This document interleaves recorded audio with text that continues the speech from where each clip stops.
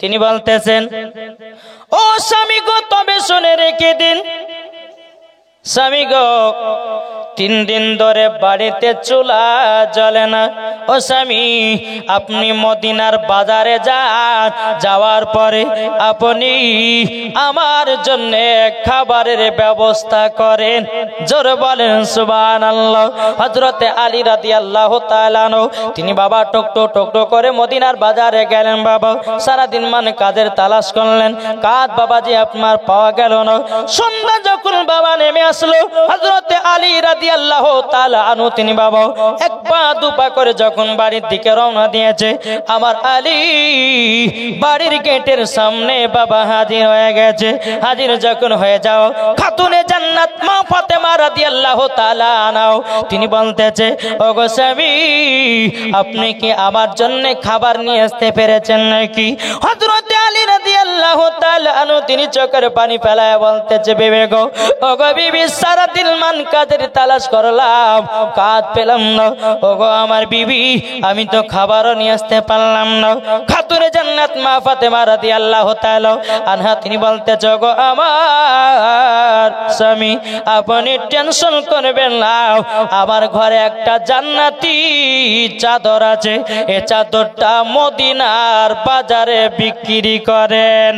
বেরাদার ইসলাম মাদার সামানিক রামাও, হযরত আলী রাদিয়াল্লাহু তাআলা আনহু তিনি বলতেছেন, বলো গো আমার স্বামী, আপনি এই চাদরটা নিয়ে যান আর বিক্রি করে কিছুটা সবজি কিছুটা আটা নিয়ে আসবেন। হযরতে আলী রাদিয়াল্লাহু তাআলা আনহু তিনি বলতেছে, এই খাতুনে জান্নাত, তোমার শরীর মুবারকের চাদর কেন আমি নিয়ে যাব, কেন বিক্রি করব? খাতুনে জান্নাত মা ফাতেমা রাদিয়াল্লাহু তাআলা আনহা তিনি বলতেছে, বলো গো আমার স্বামী, স্বামীকে খুশি রাখাও মানে আমার আল্লাহকে খুশি রাখা। জোর বলেন সুবহানাল্লাহ। ও আমার স্বামী গো, আপনি চাদরখানা নিয়ে যান, নিয়ে যাওয়ার পরে মদিনার বাজারে বিক্রি করেন। হযরতে আলী রাদিয়াল্লাহু তাআলা তিনি বাবা আপনার কিনা আসর নামাজের পর আপনার চলে যায় মদিনা শরীফের বাজারে। যাওয়ার পরে বেরাদার ইসলাম মুআজ্জাজ সামানি কিরাম, যখন বাবাজি সন্ধ্যা যখন নেমে আসতেছি, এক ইহুদি হযরতে আলী রাদিয়াল্লাহু তাআলা বলতেছে, বলে আলী, বলো বলো, তোমার চাদরখানা আমি কিনতে চাই। হযরতে আলী রাদিয়াল্লাহু তাআলা তিনি বাবাজি চাদরখানা আপনার বিক্রি করে দিল। বিক্রি করার পরিবর্তে যে টাকাটা পেয়েছিল, ওই টাকাটা দিয়ে বাবা কিছুটা সবজি এবং আটা কিনলো। কেনার পরে হযরতে আলী রাদিয়াল্লাহু তাআলা তিনি বাড়িতে চলে আসলেন। আসার পরে তিনার বিবিকে বলছে, গো বিবি, এই সবজি রুটি তৈয়ার করো, রাতের বেলা তাহাজ্জুদের নামাজ পড়বো এবং খাওয়া দাওয়া করব। জোরে বলেন সুবহানাল্লাহ। এদিকে বাবা কি ঘটছে দেখুন, যে ইহুদিটা মা ফাতেমা রাদিয়াল্লাহু তাআলা আনা চাদরটা নিয়ে গেছিল, বাবাজি ঘরের ভিতরে আপনার রাখা হয়েছে, অন্ধকার ঘর। বাবাজি মুসলমান গভীর রাত্রিতে বাবাজি ওই ঘরে যেন আলা তৈয়ার হয়েছে। কি হয়েছে? আলা হয়ে গেছে। এদিকে ইহুদির বিবি বলতেছে, বলে স্বামী গো, কি ব্যাপার, ওই ঘরে কোনো হ্যাচাকের আলা নাই, ওই ঘরে কোনো ডিবির আলা নাই, ওই ঘরে কোনো হরকালের আলা নাই। ও স্বামী আমার, ওই ঘর থেকে এত আলা কেন বেরিয়ে আসতেছে? তখন বলছে, ও গো বিবি, ও বিবি, তুমিও যেখানে আমিও সেখানে, চলো যাই ঘরখানার ভিতরে যাব। কি ব্যাপার, এত আলা কেন? যখন স্বামী স্ত্রী যখন এসেছে, দরওয়াজাটা খুলে আল্লাহর কি কুদরত, মা ফাতেমা রাদিয়াল্লাহু তাআলা আনহার চাদরে জানো বাবা নূর প্রকাশিত হয়েছে। জোরে বলেন সুবহানাল্লাহ। এদিকে ইহুদির বিবি বলছে, স্বামী গো, এই চাদরটা আপনি কোথায় পেলেন, কোথায় পেলেন? তখন বলতেছে, গো আমার বিবি, তবে শোনো গো, হযরতে আলীর কাছে চাদরটা আমি কিনে নিয়েছি। ইহুদির বিবি বলতে, স্বামী গো, এই চাদরটা দুনিয়ার কোন মহিলাদের চাদর নয়, এই চাদরটা হলো মা ফাতেমার চাদর। জোরে বলেন সুবহানাল্লাহ। ও স্বামী গো, মা ফাতেমার চাদরে আমি সম্মান দিতে পারবো না, তাড়াতাড়ি করে চলুন এই চাদরটা হযরতে আলীকে বেকিন দিয়ে আসি। জোরে বলেন সুবহানাল্লাহ। যখন বাবা গভীর রাতের আপনার চলতে লেগেছে বাবা। চলতে চলতে চলতে বাবা হযরতে আলী রাদিয়াল্লাহু তাআলা আনহু যখন তিনার বাড়ির সম্মুখে হাজির, দরওয়াজায় খটখট করে আওয়াজ দিয়েছি। আওয়াজ দেওয়ার পরে হযরতে আলী রাদিয়াল্লাহু তাআলা আনহু তিনি বাবা দরওয়াজা খুলে দিয়েছে। দরওয়াজা যখন খুলে দেওয়া, ইহুদিটা বলছে গো আলী, ও আলী তোমার চাদর ঘুরায় নাও। হযরতে আলী রাদিয়াল্লাহু তাআলা আনহু তিনি চোখের পানি ফেলে বলছে বলো গো ভাই, আমি তো এখন চাদর ঘুরিয়ে নিতে পারবো না। বলে কেন? বলে আমি যে টাকাটা দিয়ে নিয়ে এসেছিলাম, ওই টাকা দিয়ে সবজি আটা কিনে নিয়ে এসেছি, আমি তো এখন টাকা দিতে পারবো না। ইহুদিটা বলছে গো আলী, ও আলী তবে শুনো গো, আমি টাকা নিতে আসি নাই, ব্যাকিন দিতে এসেছি। জোর বলেন সুবহানাল্লাহ। যখন বাবা এই কথা বলো, বাবা যে হযরতে আলী রাদিয়াল্লাহু তাআলা আনহুকে যখন বাবা চাদর খানা আপনার দিয়ে দেওয়া হলো, সকাল যখন হলো, ইহুদি আর ইহুদির বিবি আমার নবী মুস্তাফার কাছে বাবা টুক টুক টুক করে এগিয়ে গেছে। যাওয়ার পরে বলতেছে গো আমার বিবি, ও আমার নবী গো, আপনার কাছে একটা আবেদন করার জন্য এসেছি। নবী গো, আমাদেরকে কলমা পড়ে মুসলমান বানিয়ে নিন। জোরে বলেন সুবহানাল্লাহ। আমার নবীজি বলতেছে বলো গো, তোমরা হঠাৎ করে কলমা পড়তে আসলে কেন? বলছে হুজুর গো, আপনার জামাই আলী আমার কাছে একটা চাদর বিক্রি করেছিল, খাতুনে জান্নাতের চাদর। ওই চাদরটা নিয়ে গিয়ে আমি ঘরের ভিতরে রেখেছিলাম, অন্ধকার ঘরকে যেন আলা করে দিয়েছে। জোরে বলেন সুবহানাল্লাহ। ও গো দয়াল নবীজি, যদি খাতুনে জান্নাতের চাদর যদি এত নূর হতে পারে, নবী গো আপনি কতই না নূর হতে পারেন। তাইলে বোঝা গেল যে খাতুনে জান্নাতের চাদরে নূর প্রকাশিত হয়েছে। ইহুদি আর ইহুদির বিবি আছে, নবীর কাছে কলমা পড়ে মুসলমান হয়েছে। জোরে বলেন জি। একদিন মা আয়েশা রাদিয়াল্লাহু তাআলা আনহা তিনি একটা অন্ধকার ঘরে বসে বসে বাবা সুই দিয়ে একটা কাপড় সেলাই করছেন। জি। তো কাপড় যখন সেলাই করা, তো হাত থেকে যখন বাবা সুইটা পড়ে গেছে, তো অন্ধকারে ধরে ধরে পাচ্ছে না, এখানে হাত দেয়, এখানে হাত দেয়, ওখানে হাত দেয়, পাই না। আমার নবী মুস্তাফা এক পা দু পা করে যখন বাবা আগিয়ে গেছেন, বিবি আয়েশা কি ব্যাপার, কি করছো? স্বামী গো, একটা কাপড় ছড়ে গেছিল, সুই দিয়ে আমি সেলাই করতেছিলাম, পড়ে গেল, অন্ধকারে ধরে ধরে পাই না। আমার নবীজি একবার মুচকি হাসলেন, ঘরটা আলা হয়ে গেল। ঘর যখন বাবা আলা হয়ে গেল, আমার নবী মুস্তাফার দান মুবারকের আলোতে ঘর আলা হলো। আর ওই আলার দ্বারাতে মা আয়েশা রাদিয়াল্লাহু তাআলা আনহা বাবাজি সুইটাও ধরে পেয়ে গেল। জোরে বলেন সুবহানাল্লাহ। তাইলে বলুন নবী আমার মাটি না নূর? এ বাবাজি মুসলমান ভাইরা, ওগো আমার সোনা মানিকেরা, চলুন বাবাজি আর একটা ঘটনা বলি। বেরাদার, একদিন নবী মুস্তাফার কাছে দোনো সাহাবী বাবা নবীর খিদমতে হাজির। গভীর যখন রাত হয়ে গেছে, আসমানে চাঁদের আলো নাই। দোনো সাহাবী বলছে ইয়া রাসূলুল্লাহ, ইয়া হাবিবাল্লাহ, নবী গো আমাদের তো গভীর রাত হয়ে গেল, নবী গো অন্ধকারে আমরা বাড়ি যাব কেমন করে? এখন তো বাঘের খাতরা খুবই। ও ইয়া রাসূলুল্লাহ, ইয়া হাবিবাল্লাহ, নবী গো আমরা অন্ধকারে বাড়ি যাব কি করে? আমার নবী বলতেছে সাহাবী, একটা খেজুর গাছের ডাল নিয়ে আসো। যেমনই বাবা ডালটা নিয়ে এসেছি, আমার নবী মুস্তাফা হাত দিয়েছেন, আল্লাহর কি কুদরত, খেজুর গাছের ডালে আলা হয়ে গেছে।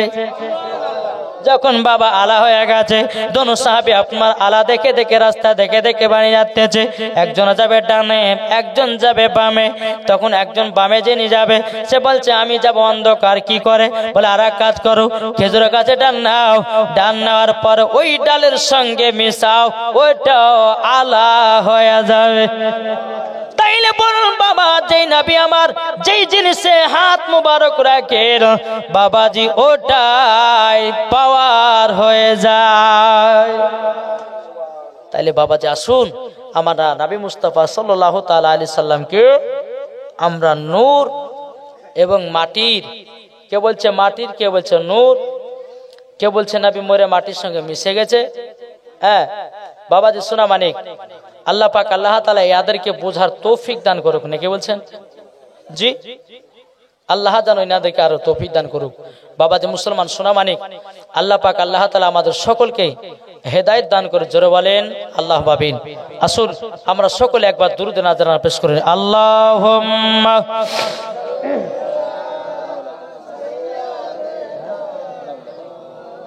নয় 2 ঘন্টা লাগে ওয়ালা আলি সাইয়্যিদিনা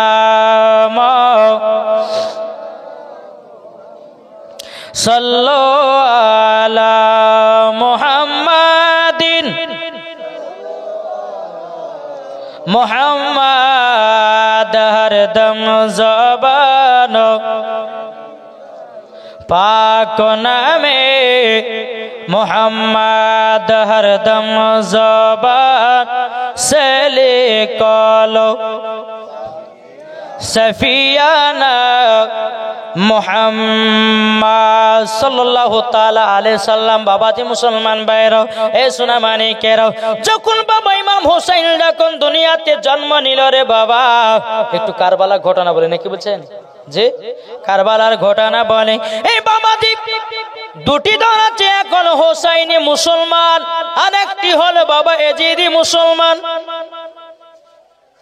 কি বললাম? দুটি, একটা হচ্ছে হোসাইনি মুসলমান আর একটা হচ্ছে এজিদি মুসলমান। বাবাজি মুসলমান ভাইরো, এ সোনা মানিকেরো, তাইলে বোঝা গেল, তাইলে বলুন এজিদি মুসলমান হতে চায় না হোসাইনি মুসলমান? কি গো, হোসাইনি মুসলমান হতে চাই। যারা বাবা হোসাইনি মুসলমান হয় তারা দুরুদ মানে, কিয়ামো মানে, ফাতিহাও মানে, মিলাদও মানে, চল্লিশা মানে, কুলখতম মানে। জোরে বলেন। তারাই বাবা ইমাম হোসাইন রাদিয়াল্লাহু তাআলা আনহুকে মহব্বত করে। যারা এজিদি মুসলমান হবে, বাবাজি মুসলমান আহলে বায়াতকে মহব্বত করবে না। বাবাজি মুসলমান ভাইরা, এ সোনা মানিকেরা, ইমাম হোসাইনের মাত্র বাবা 3 দিন কার বাচ্চা। কদিন? 3 দিনের বাচ্চা। তো আমার নবী মুস্তাফা ইমামে হোসেনকে নিয়ে আদর সোহাগ করছেন। কিরকম? নবী আমার নিয়েছেন ইমামে হোসেনকে, লেবার পরে আদর করছেন, কপালে চুমা দিচ্ছে, গালে চুমা দিচ্ছে, ঠোঁটে চুমা দিচ্ছে। খাতুন জান্নাত কিন্তু ঘর থেকে দেখছে যে আমার আব্বা ইমাম হোসেনকে নিয়ে আদর সোহাগ করছে। কিছুক্ষণ পরে দেখতেছে বাবা নবীজি চোখের পানি ঝরায়া কান্না করতেছে। এদিকে বেরাদর খাতুনে জান্নাত মা ফাতেমা রাদিয়াল্লাহু তাআলা আনহা, তিনি বলতেছে, বলো কি ব্যাপার, আমার আব্বা জান কিসের জন্য কান্না করতে লাগলো? একটু যে দেখি তো। খাতুনে জান্নাত মা ফাতেমা রাদিয়াল্লাহু তাআলা আনহা, তিনি 1 পা 2 পা করে যখন এগিয়ে গেলেন, এগিয়ে যাওয়ার পরে বলছে, আব্বা জান, ও আব্বা জান, তবে শুনেন গো, আপনি কিসের জন্য এত কান্না করতেছেন? আমার নবীজি বলছে, বলে বিটি ফাতেমা, তুমি শুনতে যেও না মা, তুমি যদি শুনতে যাও তুমিও কান্না করতে লাগবে। খাতুনে জান্নাত মা ফাতেমা রাদিয়াল্লাহু তাআলা আনহা, তিনি বলতেছে, বলো গো আব্বা জান, ও গো আব্বা জান, আপনি যদি আমাকে না বলেন আমি খাতুনে জান্নাত এই জায়গা থেকে 1 পাও লড়ব না। জোরে বলেন না সুবহানাল্লাহ। আমার নবীজি বলছে, গো বিটি ফাতেমা, আমি কেন কান্না করছি জানো? যখন ইমাম হোসেনের কপালে চুমা দিয়েছিলাম, যখন ইমাম হোসেনের গালে যখন চুমা দিয়েছিলাম, ইমাম হোসেনের ঠোঁটে যখন আমি চুমা দিয়েছিলাম, ও গো খাতুনে জান্নাত, আল্লাহর গায়বী আওয়াজ আসলো, ও গো নবীজি, আপনি ইমাম হোসেনের কপালে চুমা দিবেন না, গালে চুমা দিবেন না, ঠোঁটে চুমা দিবেন না। ও গো দয়াল নবীজি, ইমাম হোসেনের গলাতে চুমা দিন। ও গো আমার বিটি ফাতেমা, কান্না করতে লেগেছি। খাতুনে জান্নাত বলছে, বলে আব্বা গো, ও গো আব্বা জান, আপনার কাছে একটাই আবেদন করব গো আব্বা, আমার বেটা ইমাম হোসেনের গলাতে কেন চুমা দিতে বলেছে? আমার নবীজি বলছে, বিটি ফাতেমা, ইমাম হুসাইনের যখন বয়স 53 বছর হবে, ওগো বিটি ফাতেমা কারবালায় যুদ্ধ করতে যাবে ইসলামকে জিন্দা রাখার জন্য, কোরআনকে জিন্দা রাখার জন্য, হাদিসকে জিন্দা রাখার জন্য, ইজমাকে জিন্দা রাখার জন্য, কিয়াসকে জিন্দা রাখার জন্য, মসজিদ মাদ্রাসাকে জিন্দা রাখার জন্য ইমাম হুসাইন রাদিয়াল্লাহু তাআলা আনহু তিনি কারবালাতে যুদ্ধ করতে যাবে। এই বিটি ফাতেমা ইবনে জিয়াদের লোকেরাও ইমাম হুসাইনের গর্দানে ছুরি চালাবে। ওগো বিটি ফাতেমা ইমাম হুসাইন কারবালাতে রক্ত লালে লাল হয়ে যাবে। যখন বাবা কথা বলো খাতুনে জান্নাত মা ফাতেমা রাদিয়াল্লাহু তাআলা আনহা তিনি বাবা চোখের পানি ফেলে কান্না করতে লেগেছে। আব্বা জান, ও আব্বা জান, ও গো আব্বা জান, আমার বেটা ইমাম হুসাইন কারবালাতে শহীদ হয়ে যাবে গো আব্বা। বলতে চায় বিটি ফাতেমা কারবালাতে ইমাম হুসাইন শহীদ হয়ে যাবে। বেরাদুন ইসলাম মুআদ্দিন সামানি کرام যখন বাবা এই কথা বলো আমার নবীজি বলতেছে এ বিটি ফাতেমা চিন্তা করো না, চিন্তা করো না, ইসলামকে জিন্দা রাখার জন্য ইমাম হুসাইন কারবালায় যুদ্ধ করতে গিয়ে শহীদ হয়ে যাবে। যখনই বাবা কথা বলো খাতুনে জান্নাত মা ফাতেমা রাদিয়াল্লাহু তাআলা আনহা তিনি বলতে গো বিটি এ আব্বা জান আপনার কাছে একটা আবেদন করব গো আব্বা, যেই কারবালাতে ইমাম হুসাইন শহীদ হয়ে পড়ে থাকবে ও গো আব্বা জান আমাকে কারবালার ময়দান দেখায়া দেন। জোরে বলেন সুবহানাল্লাহ। আমার নবী বলছে বিটি গো এখান থেকে কারবালা 300 থেকে 350 মাইল দূর। এই বিটি ফাতেমা আমি তোমাকে একটা টাইমের ভিতরে নিয়ে গিয়ে কারবালা ময়দান দেখায়া দেব। খাতুনে জান্নাত বলতেছি বলো গো আমার আব্বা জান আমি এখনই কারবালার ময়দান দেখতে চাই। যখন বাবা যে কথা বলো বেরাদুন ইসলাম মুআদ্দিন সামানি کرام খাতুনে জান্নাত মা ফাতেমা রাদিয়াল্লাহু তাআলা আনহা তিনি বলতেছি বলো গো আব্বা জান আমি এখনই কারবালা দেখতে চাই। বেরাদুন ইসলাম খাতুনে জান্নাত মা ফাতেমা রাদিয়াল্লাহু তাআলা আনহা তিনি মনে মনে চিন্তা করতেছে বলো গো রব্বুল আলামিন যে আমার আব্বা জান আসমানের চাঁদকে দু টুকরা করতে পারে, যেই গাছে এসে নবীকে সালাম দেয়, যেই পাথরে কলমা পড়ে, নিশ্চয় আমার আব্বা জান কারবালার ময়দানও দেখায়া দেবে। আব্বা গো আমি এখনই কারবালার ময়দান দেখতে চাই। জোরে বলেন সুবহানাল্লাহ। আচ্ছা 300 থেকে 350 মাইল দূর কারবালার ময়দান, আচ্ছা বলুন যেতে কতদিন লাগবে? কি গো আপনি যদি হেঁটে হেঁটে যান তো কতদিন লাগবে? লাগবে কি লাগবে না? 300 থেকে 350 মাইল দূর। বাবাজি সোনামানিক যখন এই কথা বলা আমার নবী বলছে বেটি তুমি কারবালা ময়দান দেখতে চাও? বলে আব্বা জান হ্যাঁ দেখতে চাই। যে কারবালাতে ইমাম হুসাইন আব্বা শহীদ হয়ে যাবে আব্বা গো আমি ওই কারবালার ময়দানটা আমি দেখতে চাই। জোরে বলেন সুবহানাল্লাহ।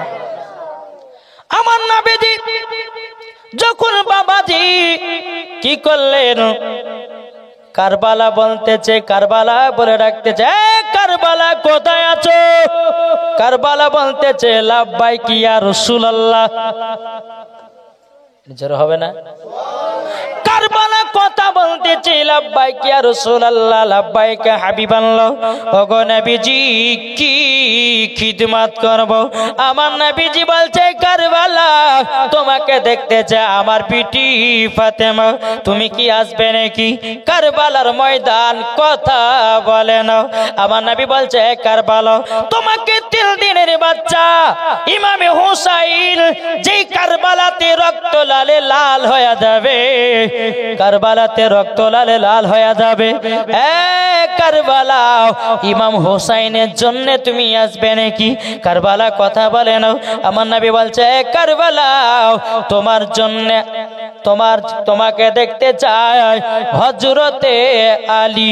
এ কারবালা বলো তুমি আসবে কি আসবে না? বাবাজি মুসলমান কারবালা কথা বলে না। আমার নবীজি বলছে কারবালা, এ কারবালা আমি তোমাকে দেখতে চাই, যেমনই বলেছি তোমাকে দেখতে চাই। কারবালার ময়দান আমার নবী মুস্তাফার সম্মুখে বাবাজি দৃশ্যটা হাজির হয়ে গেছে। জোরে বলেন সুবহানাল্লাহ।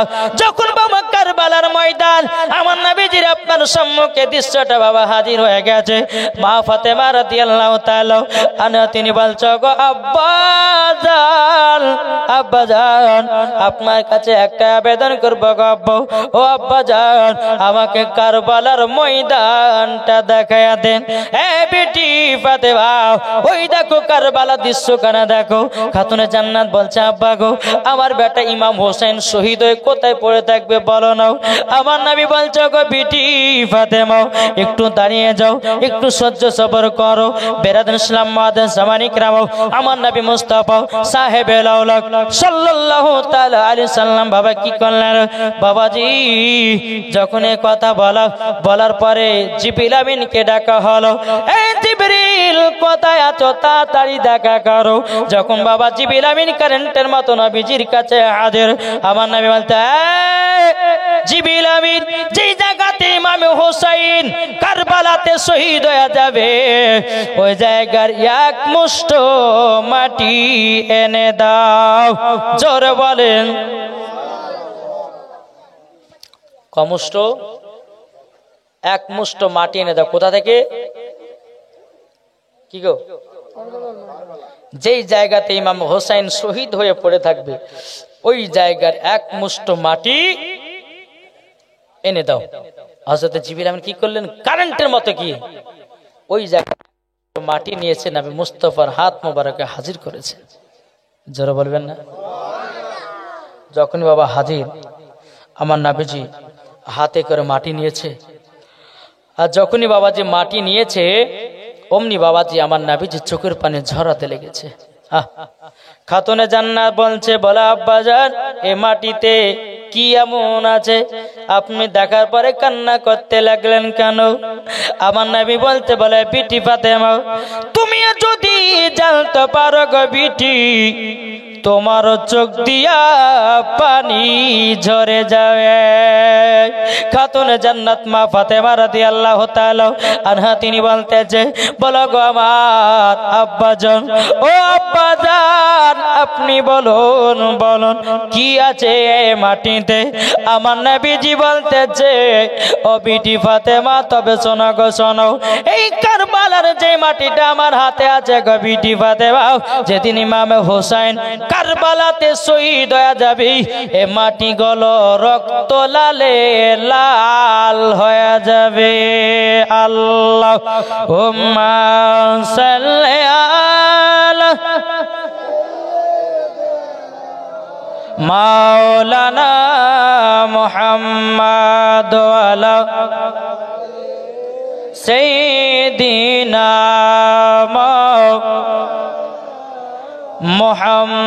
মুহাম্মাদ সাল্লাল্লাহু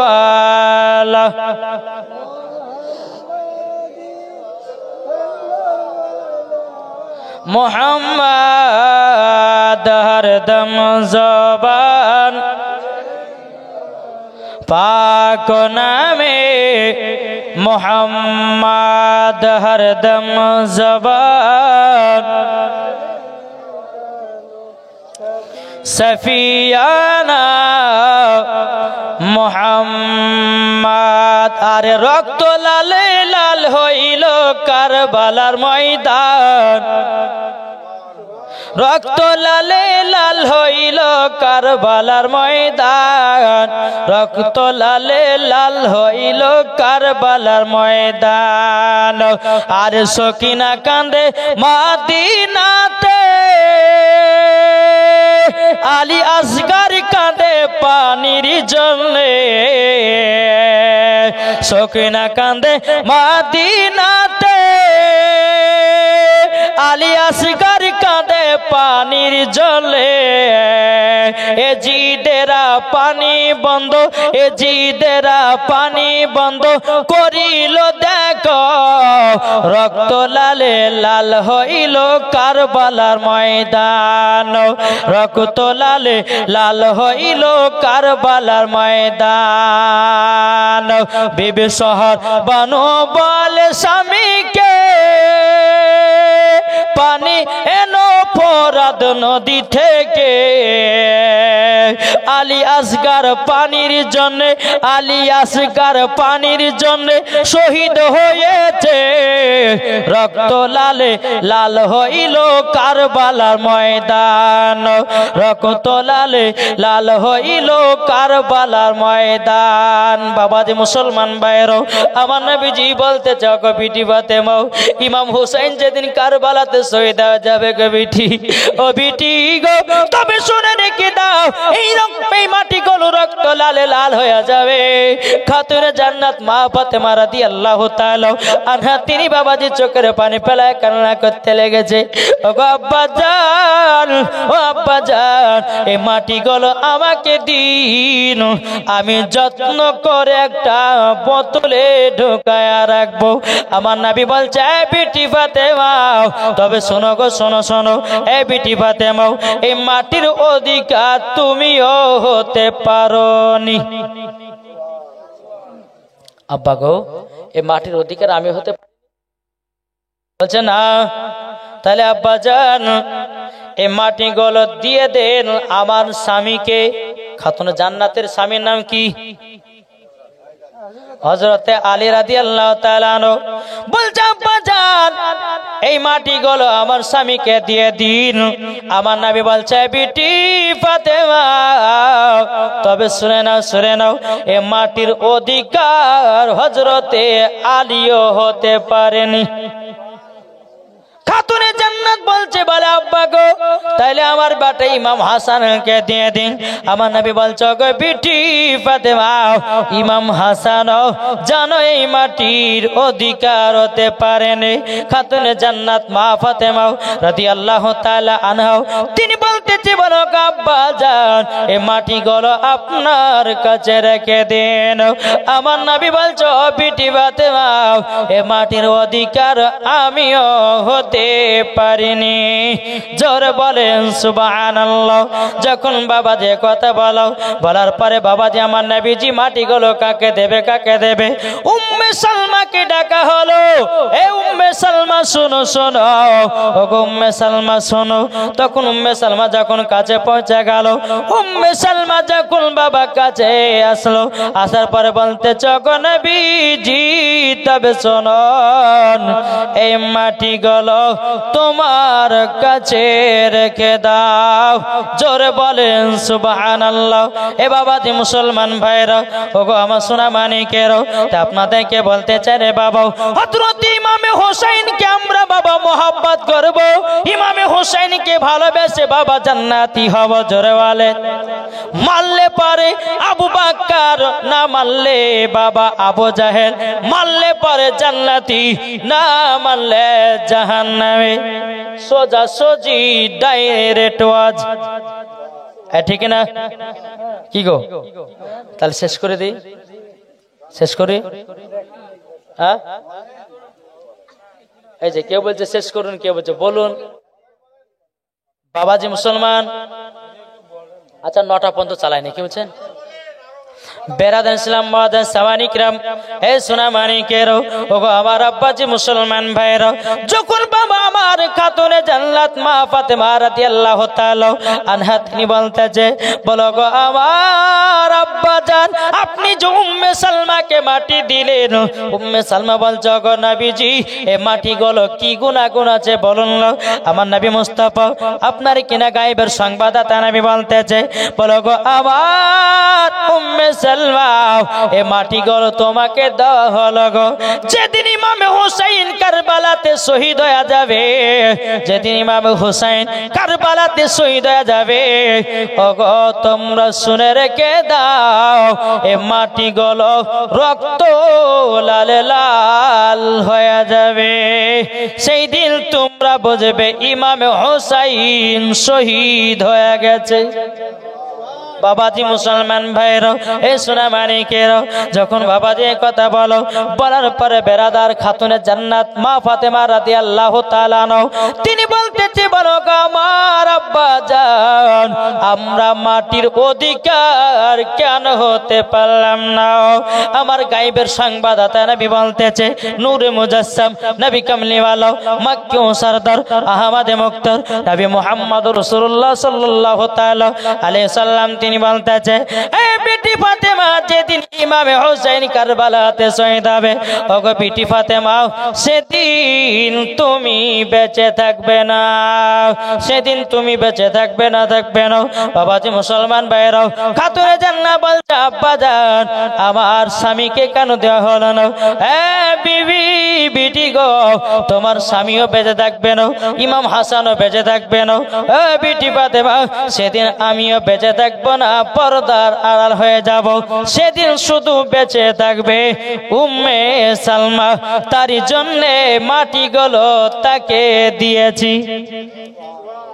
বাবাজি মুসলমান ভাইরা, এ সোনা মানিকেরা, যখন বাবাজি এই কথা বলা, খাতুনে জান্নাত মা ফাতেমা রাদিয়াল্লাহু তাআলা আনহা তিনি বলতেছে, বলো আমার আব্বা জান, ও আব্বা জান, আমি ইমামে হুসাইনকে আপনার উম্মতের জন্য কারবালায় দান করে দিলাম।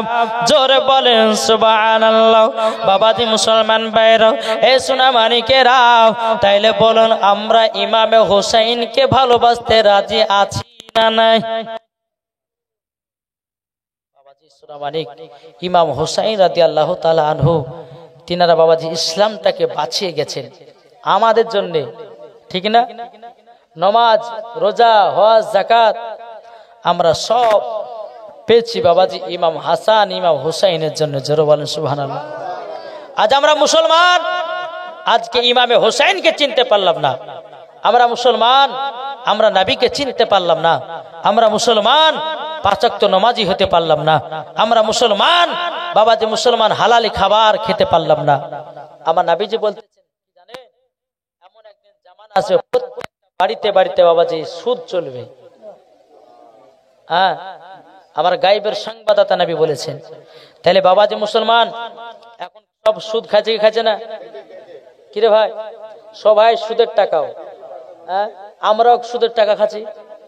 কেন বলছি বলেন? দেখেন, কোন জায়গায় জালসায় গেছি, জালসা করতে গিয়ে বাবাজি সুদ করে বাড়িতে জায়গা করেছে। ভালো করে বুঝেন, সুদ করে বাড়িতে বাবা জায়গা করেছে। এখন সুদ করে টাকা দিয়ে বাবা ভাত তরকারি মাংস টাংস সব রান্না করেছে, বাবাজি খেতে দিয়েছি। এদিকে সুদখোর মনে মনে ভাবছে, মৌলবি যখন খাইছে তাহলে আমার বাড়ি সুদ খাওয়া যায় হয়ে গেছে। হ্যাঁ বাবাজি মুসলমান, আজ মৌলবিরাও বাবাজি বাড়িতে বাড়িতে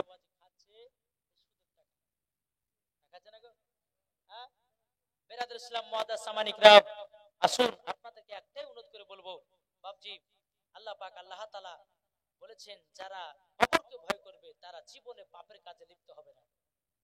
আপনাদেরকে শেষবারের বার বলে যাই যে পাঁচ ওয়াক্ত নামাজি হন, নামাজ পড়েন, খোদার কাছে দোয়া করেন। আল্লাহ গো, কার কখন মরণের টাইম চলে আসবে কে বলতে পারে না? পারবে? পারবে গো? প্রত্যেকটা মানুষের নাম হবে কি? লাশ।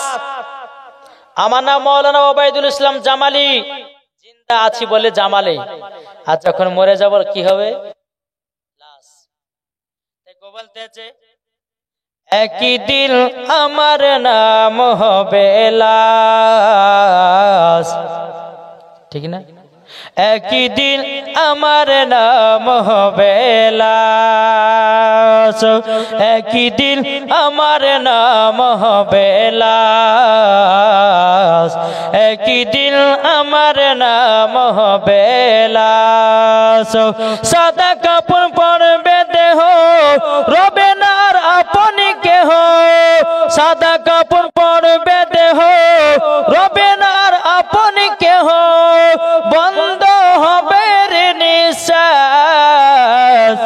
একই দিন তোমার নাম হবে লাশ, একই দিন তোমার নাম হবে লাশ। মসজিদে এলান হবে, একে একে জানবে সবে, সকলে আসবে তোমার বাড়ি। ঠিক কিনা? মসজিদে এলান হবে, একে একে জানবে সবে, আসবে তোমার বাড়ি। বড় পাতা গরম পানি আনবে গো আদর দানি, বড় পাতা গরম পানি আনবে গো আদর দানি। বন্ধ হবে নিঃশ্বাস, একই দিন আমার নাম হবে লাশ, একই দিন আমার নাম হবে লাশ। ঠিক না? তাহলে এত অহংকার কেন রে ভাই? যদি তোমার নাম লাশ হয় তাইলে তোমার এত অহংকার কেন? টাকা পয়সা নিয়ে অহংকার কেন? জমি গাড়ি বাড়ি নিয়ে কেন অহংকার? মরে গেলে তো সব কিছু শেষ। কি গো, ঠিক না? সব ফেলে দিয়ে আপনাকে যেতে হবে। তিনটা কাফন পরে, কটা? তিনখানা কাফন পরে আপনাকে কবরের ভিতরে শুইয়ে দিবে। বেটা বেটি একদিন দুদিন পাঁচ দিন কাঁদবে, আর বাপেরও খোঁজ নিবে না, মায়েরও খোঁজ নিবে না। ঠিক না বাবাজি? তাই আপনাদেরকে বলতে চাই, কবরকে ভয় করেন। কবর, কবর এমন একটা জায়গা, যেই ব্যক্তি কবরকে স্মরণ করেছে তার দ্বারাতে গুনাহ বলতে কোনো জিনিস নাই। জোরে বলেন। আসুন বাবাজি, তাই আপনাদেরকে বলতে চাই, নমাজি হয়ে যান। কি হবে? কি গো, নমাজ কে কে পড়বেন? হাত তুলে দেখান তো। হাত তুলছেন তো? আরে পেছন থেকে ইয়ং চলে গেলে হাত তুলেছে গো। নমাজ পড়ে তো, পাঁচ ওয়াক্ত জুম্মা। আরে ইয়ারা খুব চালাক, একবার তো পড়ি। ঠিক না? আজকে তো আবার জুম্মাবার ছিল। হ্যাঁ, তো বাবা যে মুসলমান সোনা মানিক, নমাজি হইতে হবে। পাঁচ ওয়াক্ত নমাজ পড়ুন, ইনশাআল্লাহ নবীর সুন্নাতকে মেনে চলুন, কবরকে ভয় করুন। হ্যাঁ, ইনশাআল্লাহ দেখবেন মরার পরে জান্নাতি হবেন। জোরে বলেন সুবহানাল্লাহ। চলুন। আচ্ছা, ইনশাআল্লাহ বলবো। তবে আপনাদেরকে একটা কথা বলে যাই, চলুন। একজন নমাজি নতুন নমাজ পড়া ধরেছে, বুঝলেন? কিতাবের নাম হচ্ছে আওরাতু কি হিকায়াত। কি বললাম? কিতাবের নাম আওরাতু কি হিকায়াত। তো যখন বাবাজি এই কিতাবটা থেকে যখন পড়লাম, তো একজন নমাজি নমাজ ধরেছে, নমাজ ধরেছে, ফজরের আজান দিচ্ছে, আসসালাতু খায়রুম মিনান নাওম।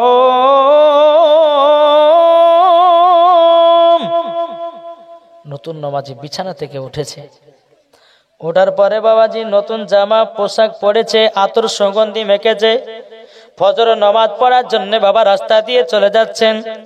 যেতে যেতে যেতে বাবাজি ইবলিস শয়তান, ইবলিস শয়তান নতুন নমাজির গায়েতে নোংরা জিনিস ফেলাইয়া দিয়েছে। কে? ইবলিস শয়তান। যখন নোংরা জিনিস যখন গায়েতে ফেলাইয়া দিয়েছে, বাবাজি আর মসজিদ যাওয়া হবে? কি গো, যা হবে না। আবার ঘুরে আসলো বাড়িতে, গোসল করলো। বাবাজি গোসল করার পরে আবার নতুন আপনার পোশাক পরে নিয়ে আবার আতর সুগন্ধি মেখে আবার দ্বিতীয়বার ফজরের নামাজের পর আপনার কিনা পড়ার জন্য চলে যাচ্ছি। আবার ইবলিস শয়তান তাকে বাবাজি কাদাতে ফেলাইয়া দিয়েছে। আবার দ্বিতীয়বার বাড়িতে আসলো, আসার পরে বেরাদান ইসলাম মুআদ্দাস সামানিকেরাম আবার গোসল করলো, আবার পোশাক পরে বাবাজি মুসলমান আবার ফজর নামাজের জন্য রওনা দিল। যখন বাবা রওনা দেওয়া, ইবলিস শয়তান মানুষের রূপ ধারণ করে বলতেছে, হ্যাঁ নমাজি, চলো চলো তোমাকে মসজিদ পর্যন্ত পৌঁছায়া দে। ইবলিস শয়তান কি ভালো কাজ করে? হ্যাঁ, এই যেখান করে বসে আছে ইবলিস শয়তানের কাজ। এই চল উঠ, কত মিলা চল, হট হট, উঠ ছেলে পালিয়ে যা। হ্যাঁ, ফজর সময়তে আযান হচ্ছে, হাইয়া আলাস সালাহ।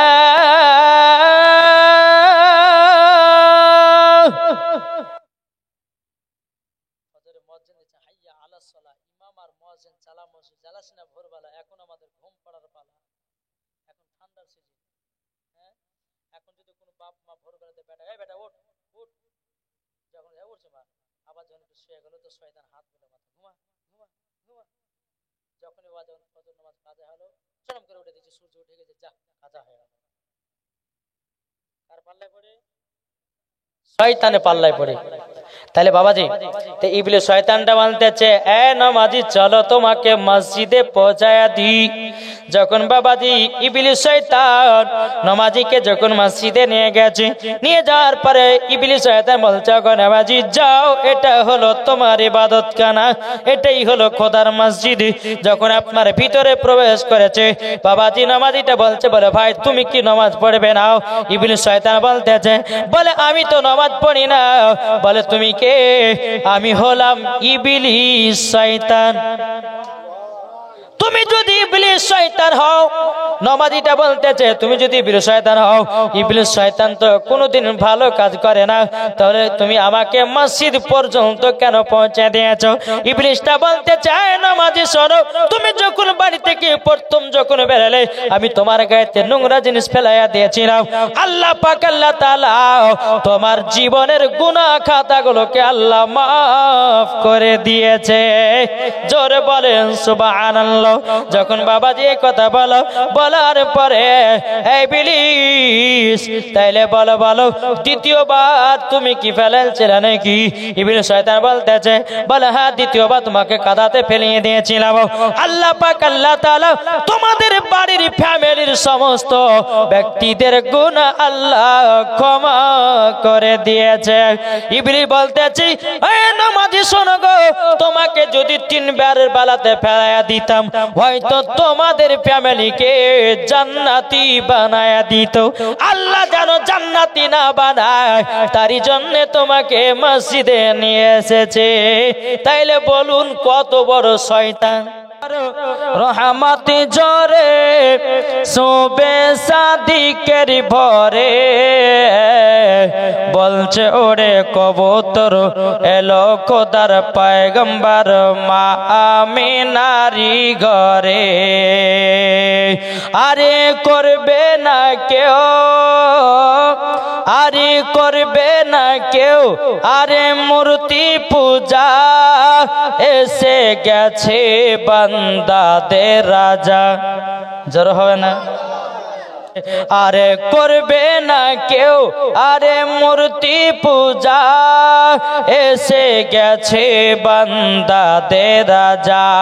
তাই বলছে কালো কাবা মারহাবা মারহাবা, তাই বলছে কালো কাবা মারহাবা মারহাবা, তার পরশ পেয়ে হয়ে গেল কাবা ও জালা।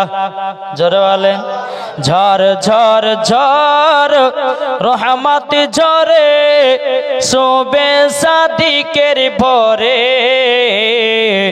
বলছে ওরে কবুতর এলো খোদার পয়গম্বর মা আমিনারি ঘরে। জোরে কানো সুবহানাল্লাহ। তুমি মানলে মানো, না মানলে মন মানো না, তুমি মানলে মানো, না মানলে মন মানো না। আশিকেরি আসল জান্নাত সোনার মদিনা, আশিকেরি আসল জান্নাত সোনার মদিনা। আশিক হৃদয়ে যত ইশকেরি জ্বালা, জোরে বলেন আশিক হৃদয়ে যত ইশকেরি জ্বালা, দূর করিতে পারে ওই মদিনাওয়ালা। আশিক হৃদয়ে যত ইশকেরি জ্বালা, দূর করিতে পারে ওই মদিনাওয়ালা। তাই মদিনা মদিনা করে, তাই মদিনা মদিনা করে হয়ে যাও ফানা। আশিকের আসল জান্নাত সোনার মদিনা আশিকের আসল জান্নাত সোনার মদিনা যাদের দিলে আছে নবীর ভালোবাসা ওই তো যাবে দেখো সোনার মদিনা মদিনা মদিনা করে তাই মদিনা মদিনা করে হয়ে যাও ফানা আশিকের আসল জান্নাত সোনার মদিনা আশিকের আসল জান্নাত সোনার মদিনা তুমি মানলে মানো না মানলে মানো না আশিকের আসল জান্নাত সোনার মদিনা জোরে বলেন আমার নবী মুস্তাফা সাহেবের আওলাদ সাল্লাল্লাহু তাআলা আলাইহি ওয়াসাল্লাম কিছু সাহাবীদেরকে নিয়ে একটা সফরে যাচ্ছেন। সফর যেতে যেতে যেতে যেতে যেতে আবার নবীজি বলতেছে এ সাহাবীরা শোনো, এক জায়গাতে আরাম বিশ্রাম করো আর যার যার কাছে যেরকম খাবার আছে সব খাবারগুলোকে বের করো। সমস্ত সাহাবীরা ব্যাগ থেকে খাবার বের করছে, কি রুটি, কি বের করছে রুটি বের করছে। বাবা দেই আমার নবীজি বলতেছে বলো গো আমার সাহাবীরা তোমরা রুটি খাও, কি তরকারি আছে কি সালুন আছে বলো। সমস্ত সাহাবীরা বলতেছে ইয়া রাসূলুল্লাহ ইয়া হাবিবাল্লাহ নবী গো আমাদের কাছে কোনো তরকারি নাই, আমাদের কাছে কোনো সালুন নাই। বেরাদার ইসলাম মুআদ্দাস সামানি কিরাম আমার নবী মুস্তাফার মাথা মোবারকের উপরে বাবাজি একটা মৌমাছি যেন গুনগুন গুনগুন করে আওয়াজ করতেছে। সাহাবীরা বলতেছে ইয়া রাসূলুল্লাহ ইয়া হাবিবাল্লাহ নবী গো ও গো দয়াল নবীজি আপনি বলুন, আপনি তো বাগারের কথা বুঝতে পারেন, আপনি তো হরিণের কথা বুঝতে পারেন, আপনি তো গাছের কথা বুঝতে পারেন, আপনি তো পাতের কথা বুঝতে পারেন, ও গো দয়াল নবীজি আপনি তো মৌমাছির কথা বুঝতে পারেন।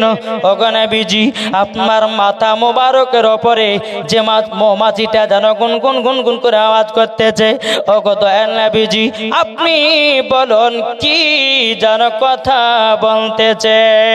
আমার নবী মুস্তাফা বলতেছে, গায়বের সংবাদদাতা নবী বলতেছে এ সাহাবীরা তোমরা শুনে রেখে দাও, শুনে রেখে দাও। এই মৌমাছিটা বলতেছে বলো গো নবীজি আপনার সাহাবীরা যেই রুটিটা খাবে তরকারি নাই সালুন নাই, ও গো নবীজি আমাদের মৌমাছির চাকে মধু আছে, এক বাটি মধু নিয়ে আসেন। জোরে বলেন সুবহানাল্লাহ। বেরাদার ইসলাম মুআদ্দাস সামানি কিরাম আমার নবী মুস্তাফা সাহেবের আওলাদ সাল্লাল্লাহু তাআলা আলাইহি সাল্লাম তিনি বলতেছেন ও আলী তবে শোনো গো শোনো, ও গো আলী একটা বাটি নিয়ে যাও, যাওয়ার পরে মৌমাছির চাক থেকে এক বাটি মধু নিয়ে এসো। জোরে বলেন সুবহানাল্লাহ। আমার নবী যখন বললেন বলে আলী যাও এই মৌমাছির পেছনে পেছনে যাও আর মৌমাছির চাক থেকে এক বাটি মধু নিয়ে এসো। এটা জোরে হবে না সুবহানাল্লাহ। মৌমাছিটা আগে আগে যায়, হযরত আলী রাদিয়াল্লাহু তাআলা আনহু তিনি পেছনে পেছনে যায়। যেতে যেতে যখন মৌমাছি যখন নিজের চাকে বসে গেল হযরত আলী বুঝলেন যে হ্যাঁ এই চাক থেকে মধু বের করতে বলছে। এক বাটি মধু নিলেন, নেওয়ার পরে টুকটুক টুকটুক করে হযরত আলী রাদিয়াল্লাহু তাআলা আনহু তিনি নবীজির কাছে গেলেন, কিন্তু হযরত আলীর পেছনে কিন্তু আবার কিন্তু একটা মৌমাছি গুনগুন গুনগুন করে চলে আসতেছে। যারা বলেন না যখন মৌমাছি আসা আমার নবীজির কাছে যখন মধুটা দেওয়া হলো সমস্ত সাহাবীরা বলছে ইয়া রাসূলুল্লাহ ইয়া হাবিবাল্লাহ নবী গো ও গো দয়াল নবীজি আপনার কাছে একটা আবেদন করব গো নবী। প্রথমবার তো আপনার মাথা মোবারকের উপরে একটা মৌমাছি গুনগুন গুনগুন করে আওয়াজ করতেছিল গো নবী, এই দ্বিতীয় নাম্বার মৌমাছিটা কি বলতেছে বলুন। আমার নবী মুস্তাফা বলতেছে এ সাহাবীরা এই মৌমাছিটা বলতেছে ও গো সাহাবীরা তোমাদের যদি আরো মধু লাগে আমাদের অন্য অন্য চাকে মধু আছে, সেখানে তোমাদেরকেও নিয়ে যাব। জোরে বলেন সুবহানাল্লাহ। সমস্ত সাহাবীরা যখন বাবা আপনার মধু দিয়ে রুটি খেতে লেগেছে রে বাবা, যখন আপনার মধু দিয়ে যখন আপনার রুটি খেতে লেগেছে, রুটি খাওয়ার সময়তে বাবা সমস্ত সাহাবীরা বলতেছে, ইয়া রাসূলুল্লাহ, ইয়া হাবিবাল্লাহ, নবী গো, ওগো নবীজি, এই মৌমাছিরা এত সুন্দর মধু তৈয়ার করে কি করে? বেরাদান ইসলাম মুআদ্দিন সামানি কিরাম, আমার নবী বলতেছে, বলো গো আমার সাহাবীরা, তবে শোনো শোনো, আর একটা মৌমাছি নবী মুস্তাফার মাথা মোবারকের উপরে আপনার ঘুরতে লেগেছে বাবা, গুনগুন গুনগুন করে আওয়াজ করতেছে। আমার নবী বলছে, সাহাবীরা শোনো গো, এই মধুটা কি দিয়ে তৈরি করে তোমরা কি জানো? বলে, হুজুর আমরা তো জানি না। এ সাহাবীরা শুনে রেখে দাও, প্রত্যেকটা মৌমাছি ফুল থেকে রস সংগ্রহ করে নিয়েছি, একই জায়গাতে একত্রিত করে। সমস্ত সাহাবীরা বলছে, হুজুর কোন ফুলের রস তো তিতা হয়, কোন ফলের রস তো মিঠা হয়, কোন আপনার ফুলের রস তো টক হয়, কিন্তু নবী গো একই জায়গাতে একত্রিত করে, ওগো নবীজি কেমন করে মিঠা মধু হতে পারে? আমার নবী মুস্তাফা বলতেছে, এ সাহাবীরা তোমরা শুনে রেখে দাও, শুনে রেখে দাও, ওগো সাহাবীরা তোমরা শুনে রেখে দাও, যখন মৌমাছিরা ফুল থেকে রস সংগ্রহ করে নিয়েছে, একই জায়গাতে একত্রিত করে, মধু যখন বানায়, মৌমাছিরা আমার প্রতি দুরূদ পড়তে থাকে, অটোমেটিক মধু হয়ে যায়। নারে তাকবীর, नारे रिसालत, मसलक आला हजरत, पीर का दामन, वली का दामन, जोर वाले।